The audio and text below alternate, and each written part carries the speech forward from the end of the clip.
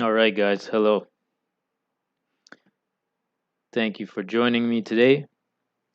We are going to look into Maqam Bayati, and we're going to analyze a piece of music that you may be familiar with, and that'll give us some hints about this Maqam in more detail. First things first, I gotta upload the notation so that you can get it. So just bear with me for a second here while I post the notation so that you can download it. That'd be nice, right?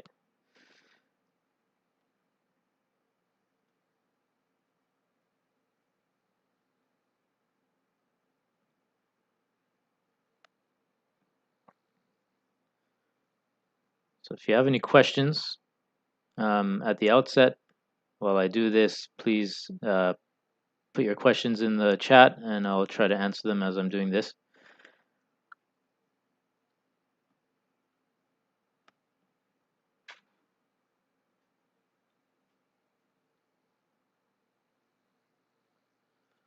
So you'll also see in the description of this video that you can sign up to the newsletter if you're not already signed up. Sign up to the newsletter because next week we'll be doing some free ear training lesson, short one, in Maqam, in a cool Maqam. I won't give it away, give the name of the Maqam away right now. Uh, so sign up for the newsletter and join that ear training next time.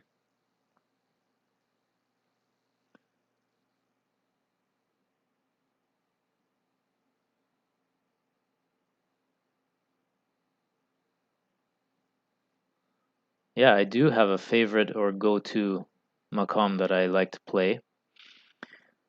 Um, Often I do. Bayati is one of my favorites. Now, in the music that I play, a lot of my influences is very heavily Persian. And something that we have equivalent to Bayati is something called Avaz Abu Ata. And this, I'll play a little bit for you so you can hear how it sounds. Um, but yeah, I like to, when I just pick up the oud and start to warm up, I'm usually playing Bayati or something like that. Also, which is something which is related to Bayati and Abu Ata, is Avaz Dashti. Dashti is one of my favorites. They also have something similar to Dashti in Iraqi Maqam. It's called Dasht. It's basically the same. It's very similar to Hosseini, Maqam Hosseini. So these maqams are very easy to kind of just sit and noodle around with.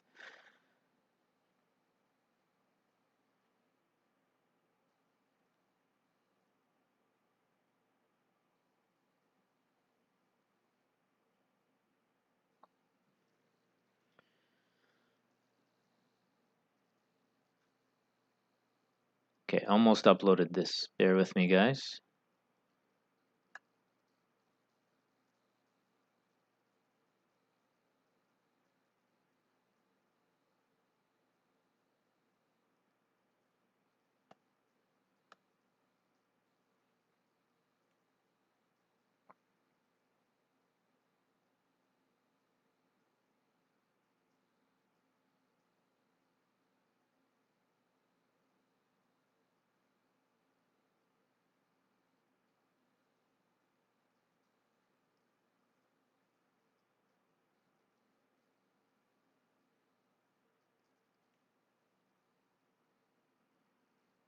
Okay, it is uploaded. And you should be able to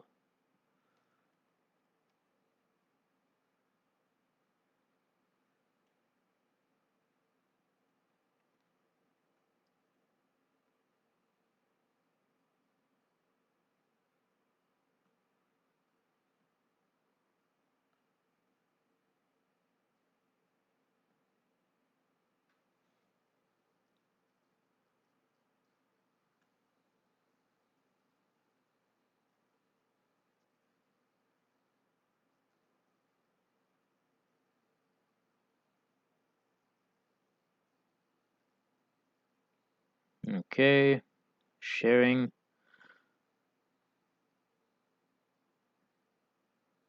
Okay, now we're putting. All right, here it is, Dropbox.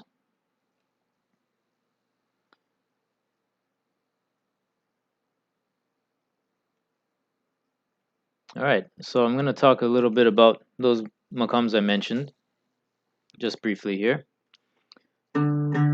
So get your oud out, and the notes we got for the oud here got C, G, D, A, F, and C. So usually we start playing Maqam Bayati on D. So we start with D or Re. Then we've got E quarter flat, E half flat, or also known as Mi nus bemol. Then we got F natural. Then we have G. Then we have A.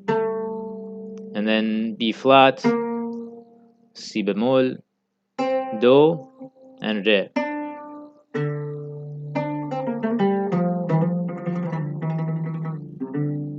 So Bayati, the beginning, the whole the first tetrachord that we have. Tetrachord is a 4 or 5 set of notes that make up a quality or of a certain maqam that gives it its vibe. So maqam of 8 notes is usually made up of 2 or 3 different tetrachords or pentachords or trichord set of 3 or 4 notes that make up these qualities. So the beginning we have D all the way up to G.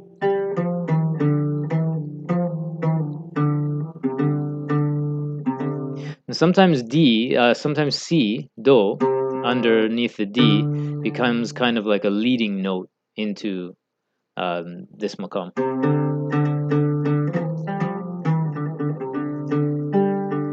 Now, Maqam Bayati in the Arabic tradition is a little bit different than Maqam Bayati that you find in Turkish tradition. They have different approaches to this. Maqam Bayati kind of encompasses the way that they perform it. Kind of encompasses Maqam Oshak and Maqam Bayati all into kind of one thing. So it's very important in Maqam Bayati to land on the G. That's why you often, when you hear Farid al Atrash Taksim, you'll hear.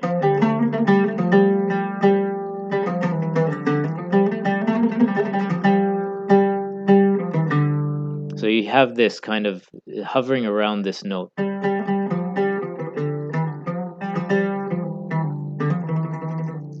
And then when a taksim or a melody ends, it will end on the root D. So that's just a little intro of it, but we'll get into it a bit more in detail. Now, Husseini, Maqam Husseini or Maqam or Avaz Dashti, which I mentioned earlier, those maqams that I like to play, they like to play with melodies on the 5th degree.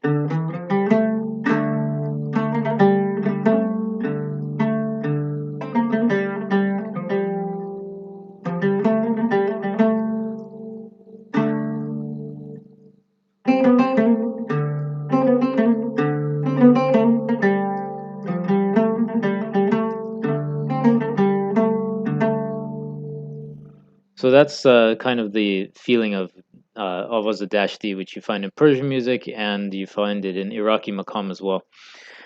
Okay, so now that you have the notation, I hope you've downloaded it now. Let's get into it. So, little question here. Abuato requires mi koron. Which finger should I use? So, watch my fingers here. We've got first finger for the mi nus bemol or mi koron, as they say in Persian music. So that's probably the best. For F, you can either use your second finger or third finger, whatever's more comfortable. And then for A, you can also use your first finger or second finger. It depends where you're going and where you're coming back. Yeah. Okay, so I'm going to get the notation up here, and we can look at this piece.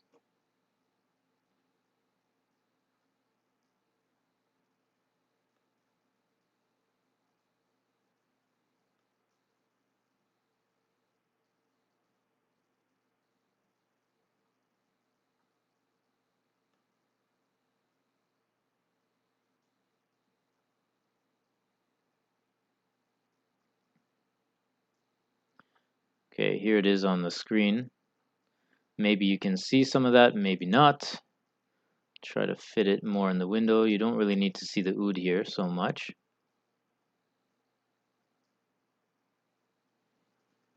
So the oud will be kind of down here in this screen, and then you'll be able to see the notation in front of you here. Okay, so let's look at here. So let's, I'm going to play the first Khana, and then we'll talk about it.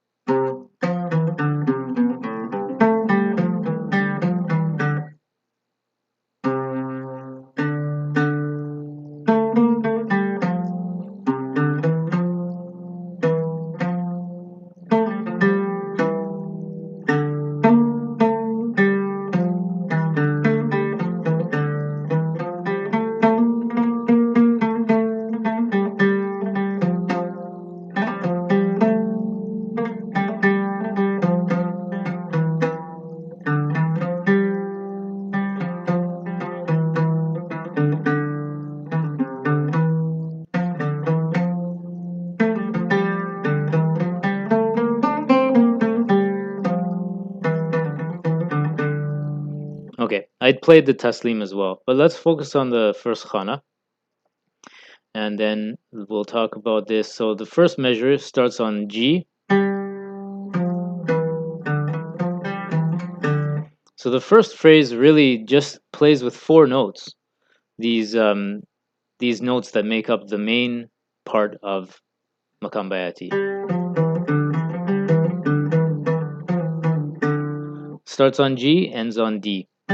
Really nicely shows the melody of the real meat and bones of Maqam Bayati.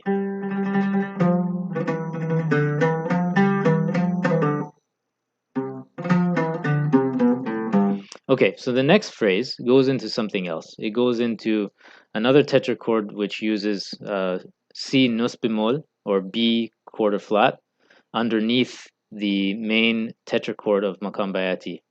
So that one starts here. So we have D over here, D, C, B quarter flat, A, G. And so you can use your third finger for C, Do, your first finger for C nus bemol or C coron or B quarter flat, and then A, and then your middle finger for G. So this is a different melody, and you can kind of think of it as a rost underneath Maqam Bayati.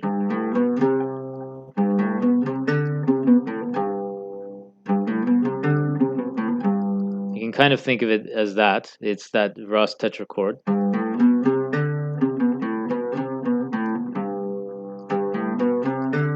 And sometimes rost tetrachord is 4 notes, so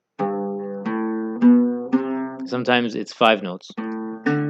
And so sometimes this is used in Maqam Bayati as going into a different location, doing a different melody. So you sometimes hear in Taqsim, you'll hear this leading melody that goes into Maqam Bayati underneath the Re, the D, the main root.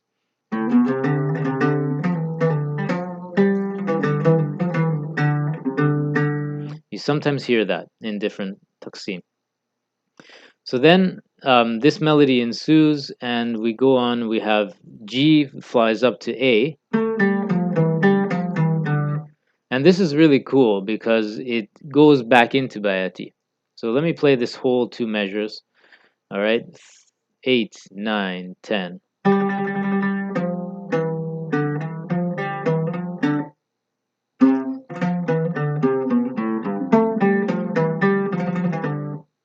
So this is nice because it really comes back into Maqam Bayati and lands on that D. Then we have something else that's different.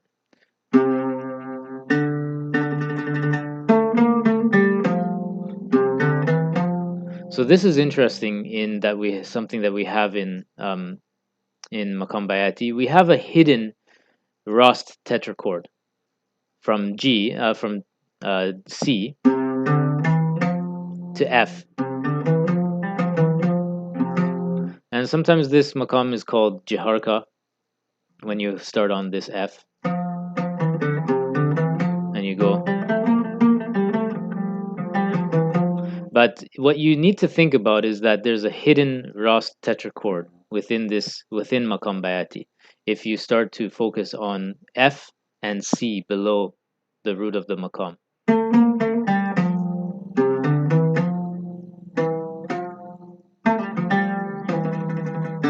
Now, see how quickly it goes right back into the feeling of Bayati. So in measure 3, you have this continuing melody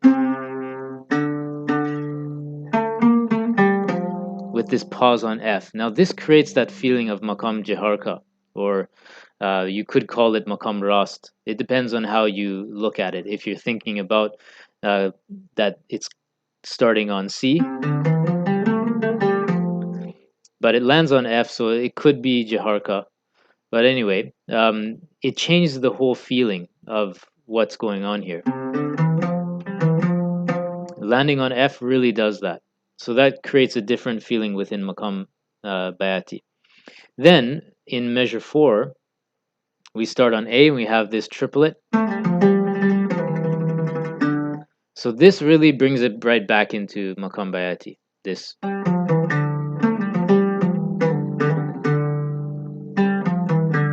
That's the home base of Maqam Bayati.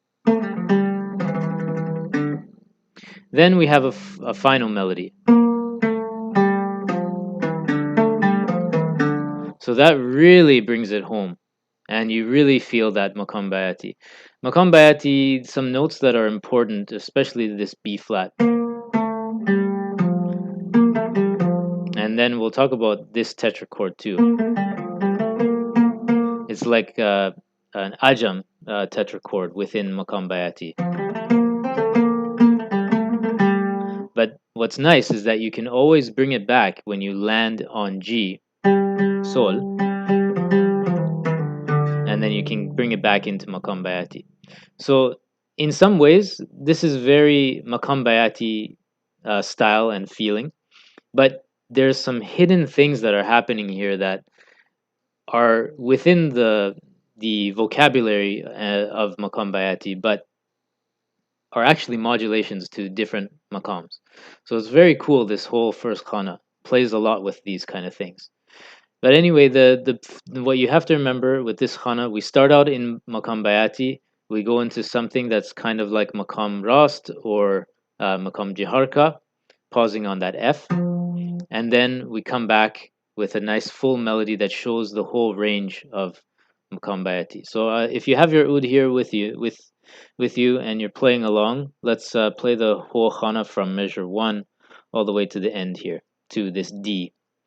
So let's count in 8, 9, 10.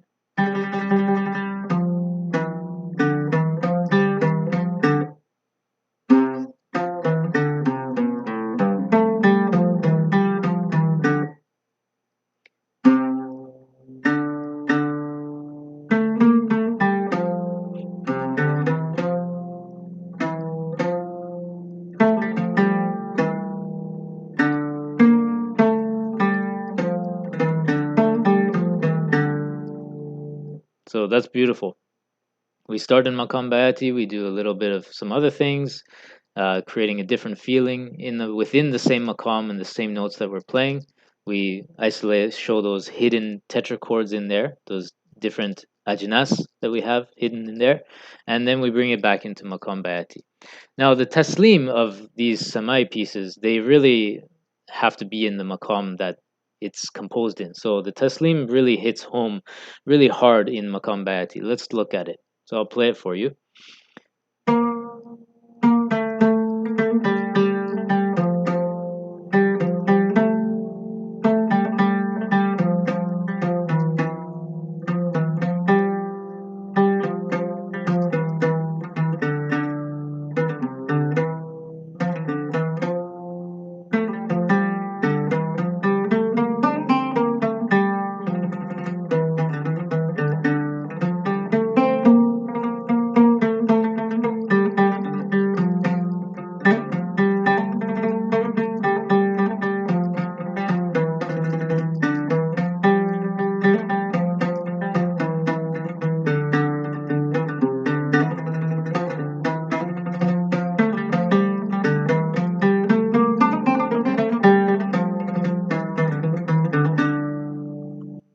So that was the taslim.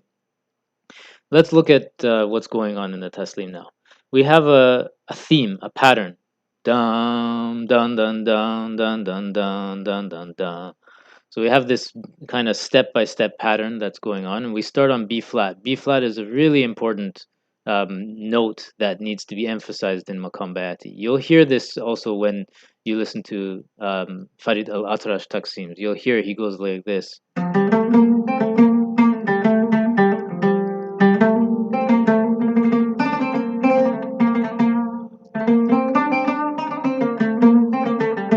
And then he'll go into different things. So we start the taslim on B flat, and this really highlights that ajam tetrachord. When you start on B flat, there's a bit of pause there, and then it pauses on F. Then we highlight something else. The next phrase is the exact same thing, but stops and pauses on A.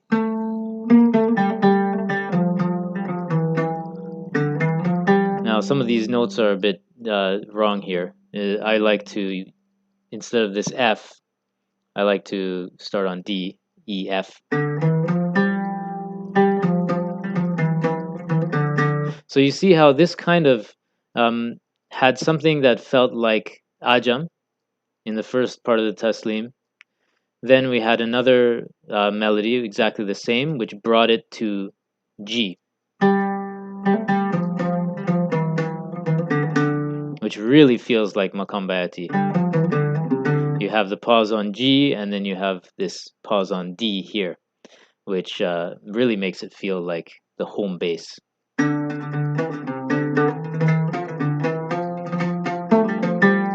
So this is really nice, the way that it develops these steps, emphasizing different notes. Here in this measure 8, we emphasize D. Then we have emphasis on E. Then emphasis on F. And then emphasis on G. This is very Bayati vocabulary. Like, that's what it is. That's what's happening here. And so these melodies that you can see in these samai, you can take them and put them into your own kind of vocabulary, your own taqsim.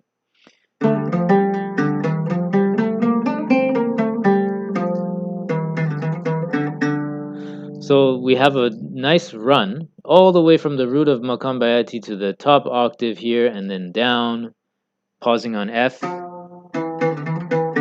to have a final cadence and return to the root D. All right. So that is the first part of Samai Bayati al-Aryan. And I'm just going to see if you guys have any questions here. Looks like you guys are following, I hope. Any questions, let me know. I'll get to them at the end. So let's move on. Khana 2 is where things start to change. Okay, Khana 2 is going to go at the bottom, at the top of this page here.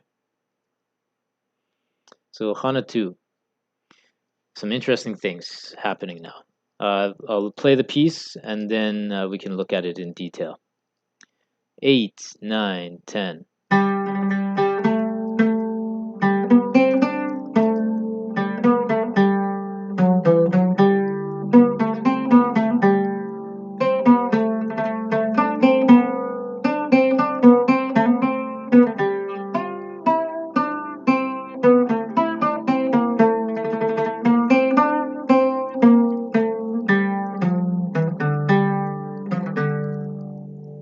Okay, so that's Khana 2.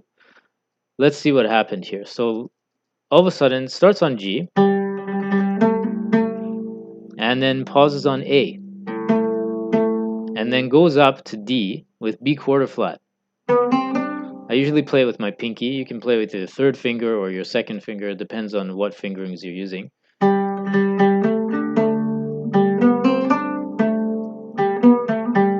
So this is very cool. This is something that's more like Maqam Husseini. Maqam Husseini's has that interplay between B quarter flat and B flat on the way down. So sometimes in Arabic music, Maqam Bayati, Maqam Husseini are common modulations that you're going to hear. So Khana 2 is emphasizing that Maqam Husseini.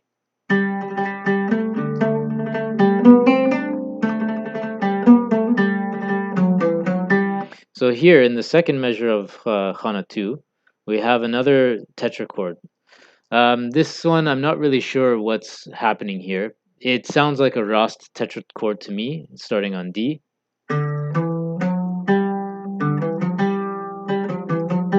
But you'll often hear this in Turkish music and Arabic music, adding this sharpened, this Rast tetrachord underneath another another um, another maqam. So, for example, you have Maqam Husseini. It's nice to have a leading tone with a jins rast underneath the beginning of a maqam. So that might be what's happening here, but I'm not completely sure. So then it lands on G. So there's this return and pause to G here, and then we have a return to A.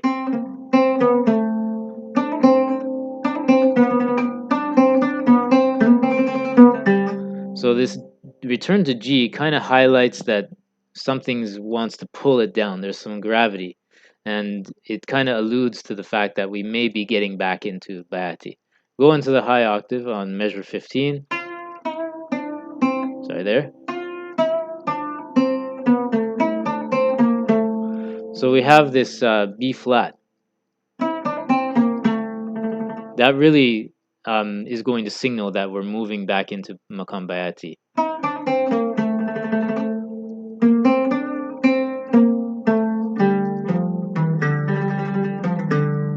And you can see in the end of Khana 2, we have really come back into the home realm, the home base of Maqam Bayati.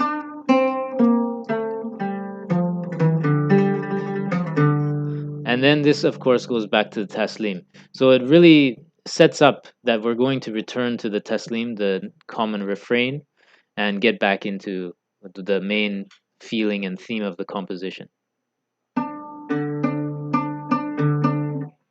Okay, so if you want to play along, let's try to do this one. Try to do it a bit slowly. Let's go 8, 9, 10.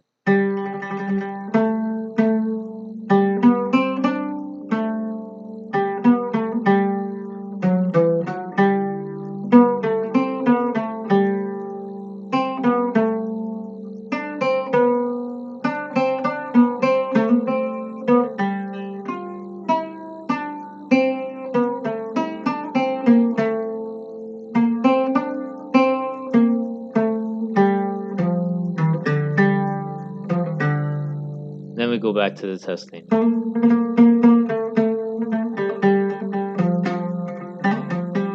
See how nice that flows?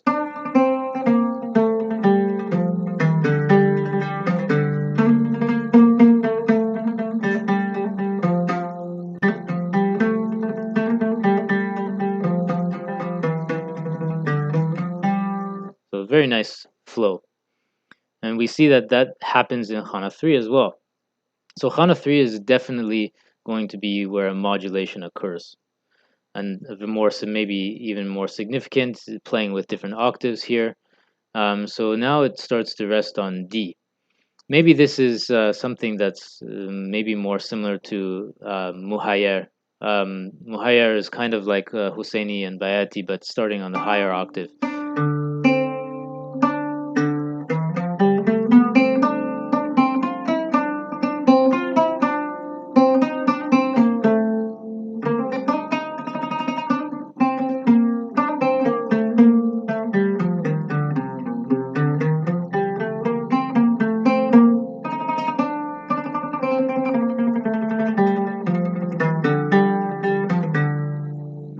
So that's kind of, I think, what's happening in Khana 3.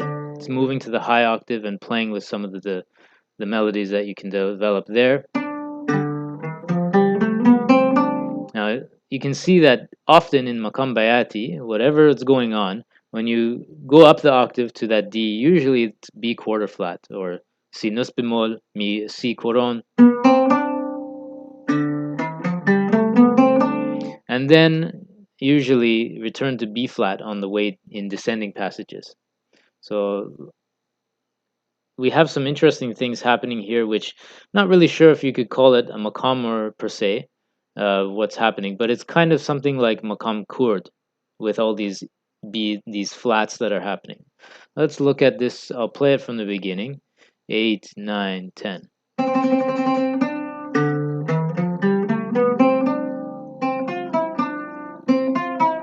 So this still is in kind of muhayyer, kind of bayati kind of feel. Now we flatten it up.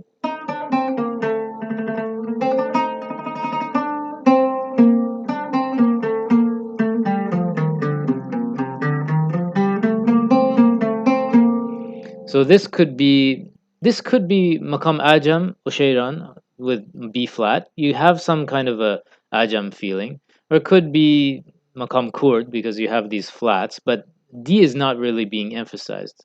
Maqam Kurd is usually starting on D or G. But Maqam Ajam Ushairan is emphasizing the B flat, B and F.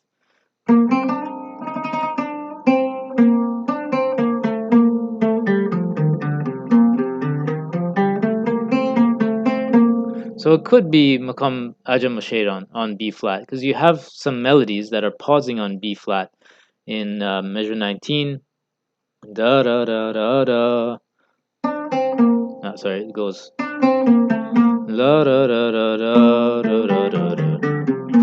You know, you go down to B flat here, and then you go up to B flat.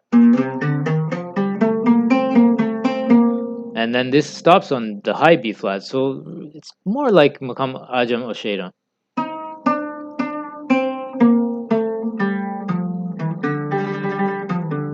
Then the last measure goes into Maqam Bayati in anticipation for the Taslim. So a lot of things are happening here. Really beautiful stuff that are playing with the hidden tetrachords that we have embedded in Maqam Bayati. So then after the Taslim again, of course, Khana 4. Khana 4, of course, changes the rhythm. And it's really mostly just in Maqam Bayati. Nothing fancy is happening here. Let's try to play it. I'll try to play it for you.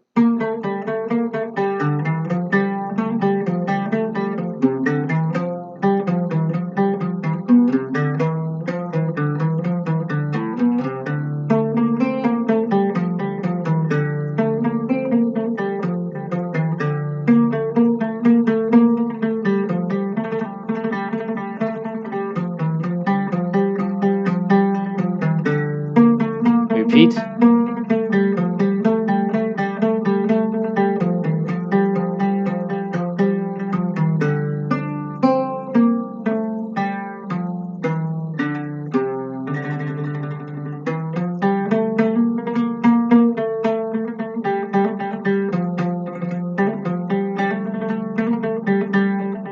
Of course, we go into the Taslim.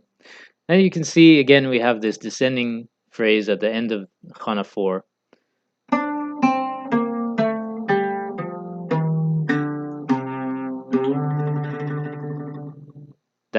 really sets you up to go back into the Taslim. Then the final Taslim, of course, is performed, and it really just hits home. It's Maqam Bayati. You hear these common themes that are happening. Da, da, da, da, da, da, da.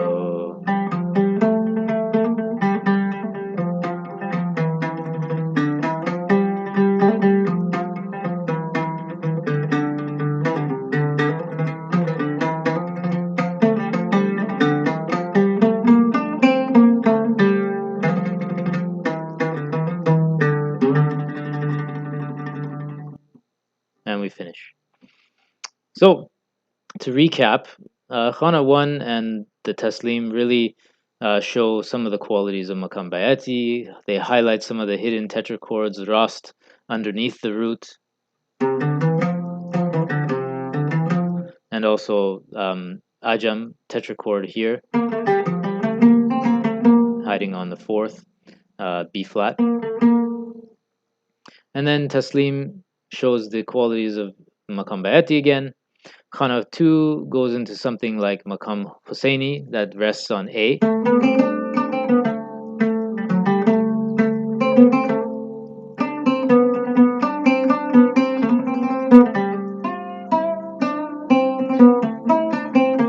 And then goes back into Bayati.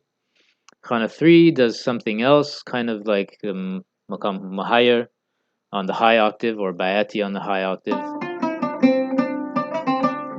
And then goes into something with some flats that may be Maqam Ajam, and then goes back into um, Maqam Bayati at the end.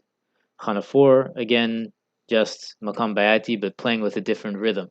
And you can see how these melodies in Khana 4, I forgot to mention this, the melodies that pause start on B flat, then starts on A, then on G, and this is interesting too.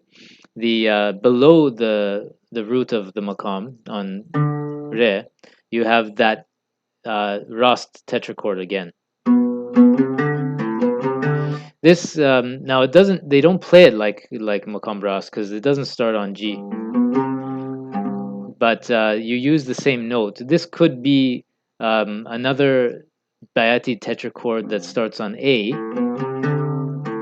or Oshak. Oshak and Bayati, they're very related. Oshak is a tetrachord that is used in Turkish music and in Arabic music, and it's basically the same root. It's basically the same as Jins Bayati.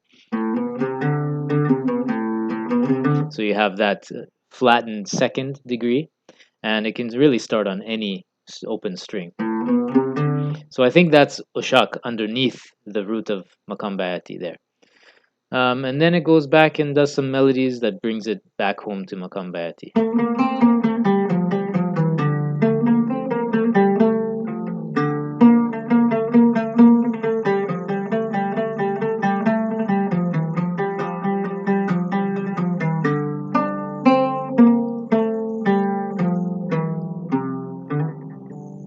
So yeah, so that's basically Samai Bayati Al Aryan, and I hope you got the notation for it.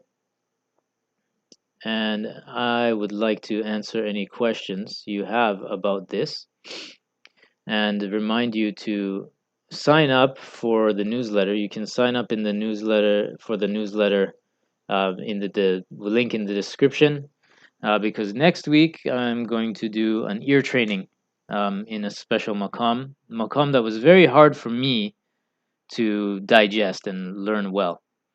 So I highly recommend sign up for the newsletter, and we can do a nice ear training lesson next week together. You'll hear about it if you sign up.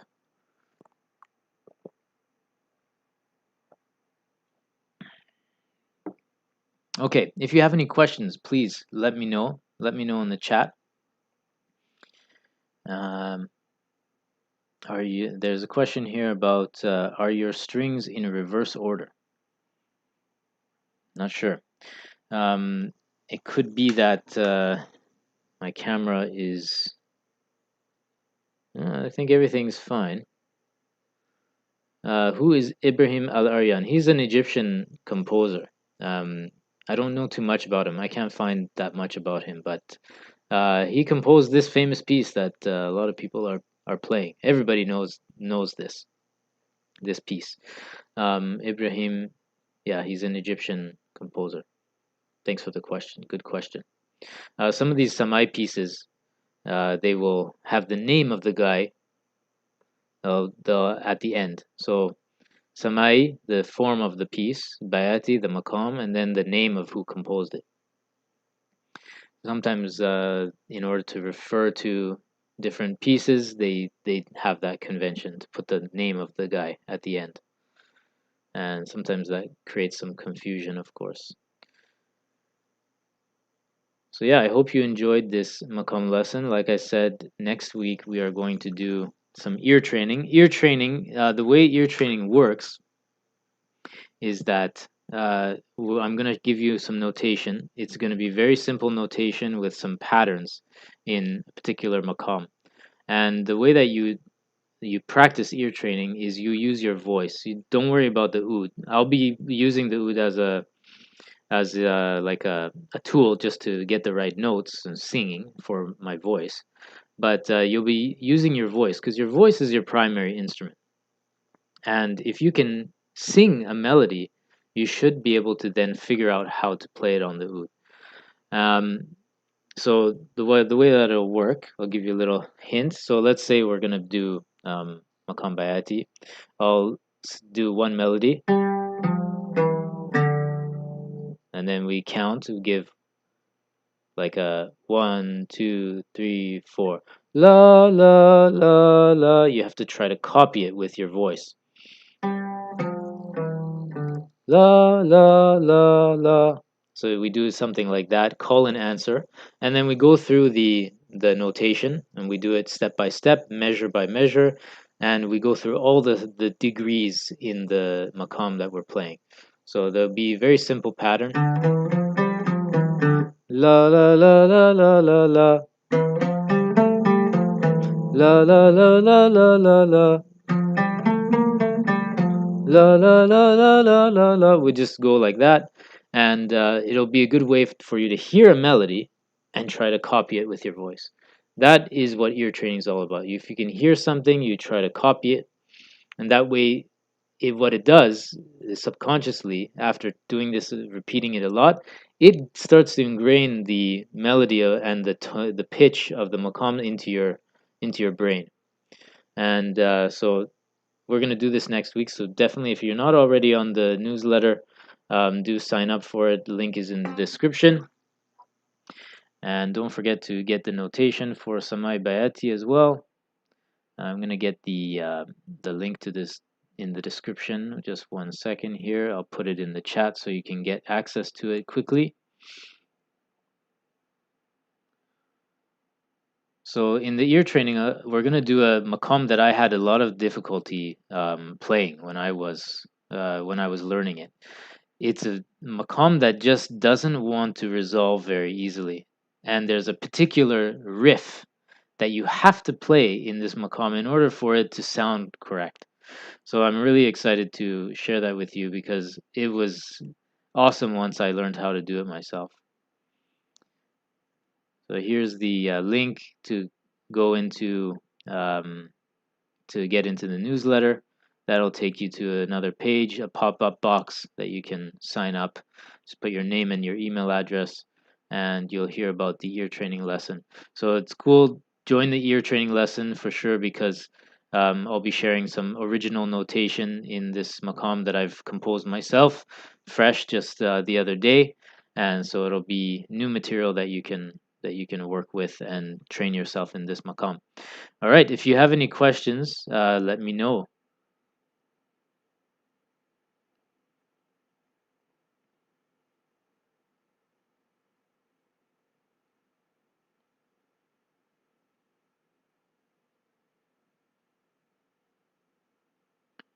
All right.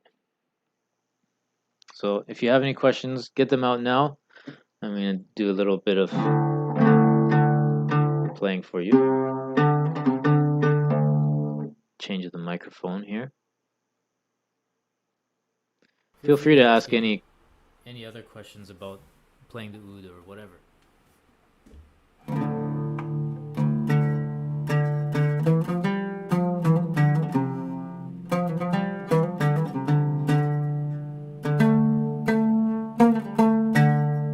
I'm gonna play some Avaz Dashti for you, Persian style.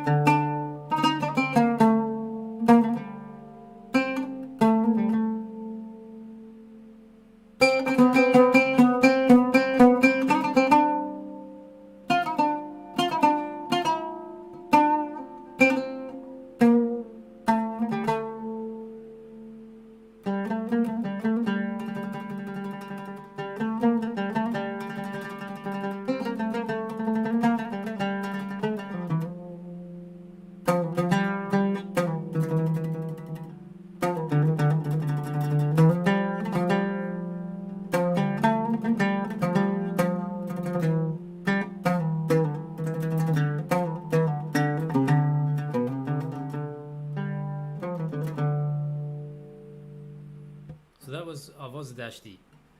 Some things that happen in Avaz Dashti is that we really emphasize the fifth. We also have a descending accidental. And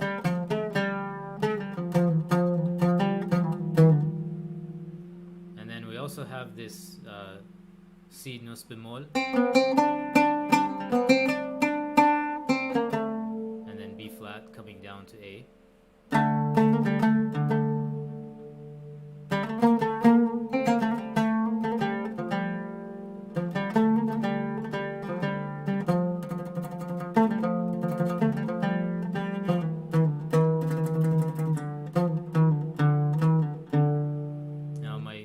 Quarter flat, Mi, is going to be a little bit flatter than when I play Arabic music. Persian quarter flat is a little bit flatter. That's something that you have to get used to.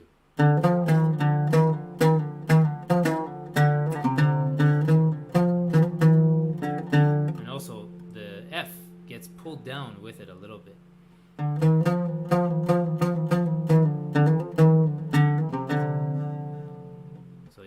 That's Avaz Dashti. Hope you enjoyed it. I'm going to check if you guys have any questions. All right.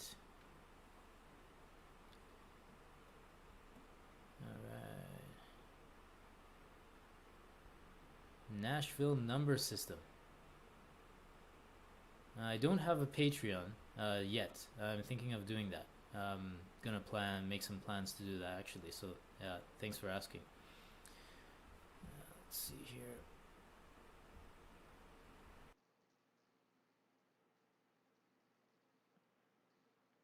Especially like the drone string. Yes.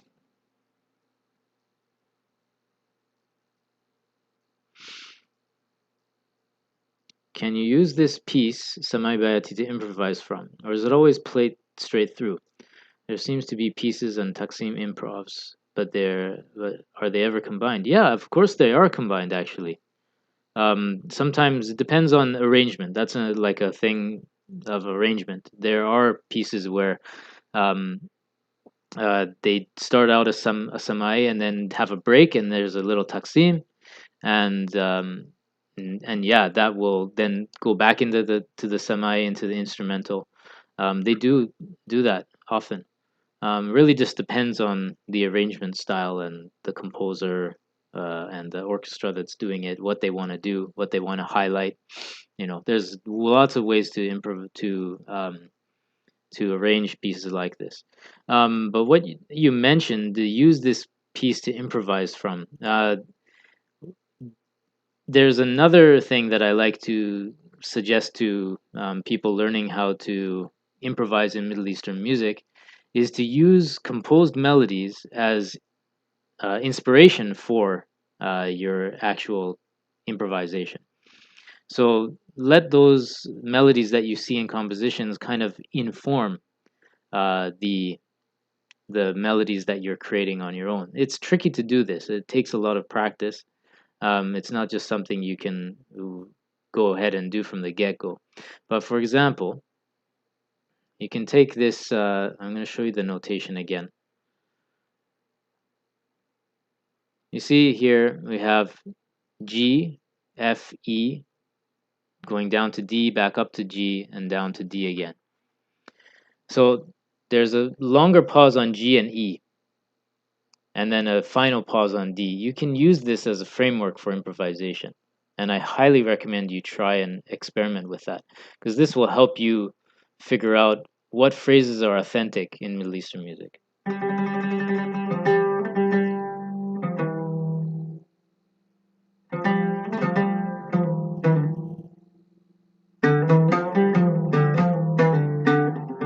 Now I'm embellishing, right? But did you see how I started on G? I did some pausing on E. I went back up and then returned to D.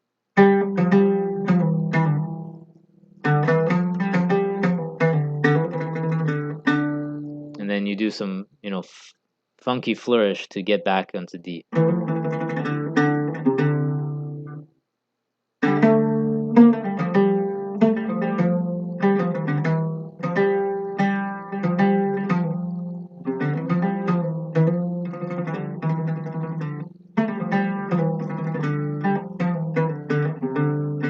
You can use some of the melodies that are paused on, the notes that are paused on, to kind of inform your melody making and your improvisation.